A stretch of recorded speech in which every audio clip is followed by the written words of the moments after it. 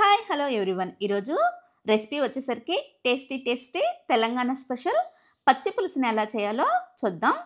ఈ పచ్చి పులుసు ఇష్టపడిన వాళ్ళు ఎవరుంటారు చెప్పండి? ముందుగా దీనికి కావాల్సిన పదార్థాలు: చింతపండు నిమ్మకాయ సైజ్ అంతా, పచ్చిమిర్చి ఒక 4, ఉల్లిపాయలు ఒక 2, బెల్లం చిన్న ముక్క, ఉప్పు, పసుపు, ఎండుమిరపకాయలు, కరివేపాకు, కొత్తిమీర, నూనె. ఇప్పుడు ముందుగా చింతపండును ఒక గిన్నెలో తీసుకొని నానబెట్టుకోవాలి.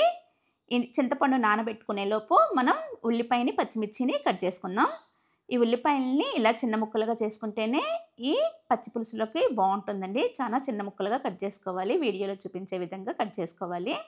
అదేవిధంగా పచ్చిమిర్చిని కూడా నిలువుగా కాకుండా ఇలాగ అడ్డంగా చిన్న చిన్న ముక్కలుగా కట్ చేసుకుంటేనే ఈ పచ్చి పులుసులోకి చాలా టేస్ట్‌గా ఉంటది.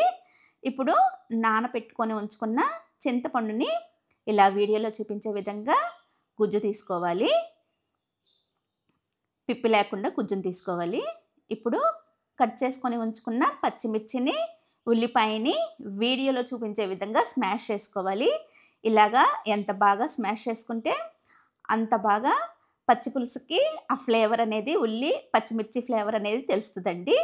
ఇప్పుడు నానబెట్టి ఉంచుకున్న చింతపండు గుజ్జుని ఈ ఉల్లిపాయ, పచ్చిమిర్చిలోకి వేయాలి. ఇలా ఈ చింతపండును పిప్పిని తీసేసి గుజ్జును మాత్రమే ఇట్లా వేసుకోవాలండి. ఇప్పుడు అదే విధంగా బెల్లాన్ని కూడా వీడియోలో చూపించే విధంగా మెత్తగా చేసుకొని ఈ పచ్చి పులుసులోకి వేసుకోవాలి. ఈ బెల్లం వేయటం వల్ల పచ్చి పులుసు టేస్ట్ చాలా సూపర్‌గా ఉంటుంది. ఇప్పుడు అదే విధంగా కొత్తిమీరను కూడా ముక్కలు ముక్కలుగా తుంపుకొని వేసుకోవాలి. ఇప్పుడు తాలింపు పెట్టుకోవాలండి ఈ పచ్చి పులుసుని. పచ్చి పులుసు ఇప్పుడు తాలింపు కోసం ఒక గిన్నెలో తగినంత నూనె వేసుకోవాలండి. నూనె ఎక్కువగా వేసుకోకూడదు, చాలా తక్కువ వేసుకోవాలి. ఊరికే జస్ట్ మనం తాలింపు వేసి ఆపేస్తాము. ఇప్పుడు కచ్చా పచ్చాగా దంచి ఉన్న వెల్లుల్లిని, అదేవిధంగా ఎండుమిర్చిని తుంపుకొని, అదేవిధంగా కరివేపాకును కూడా వేసుకోవాలి. కొద్దిగా చిటికెడు పసుపును కూడా వేసుకోవాలి. ఇప్పుడు గరిటెతో తాలింపు మొత్తము కలియబెట్టుకోవాలి. ఇప్పుడు స్టవ్‌ని ఆఫ్ చేసేసుకోవాలండి. ఇప్పుడు తయారు చేసుకొని ఉంచుకున్న పచ్చి పులుసుని ఈ తాలింపులో వేసేసుకోవాలి.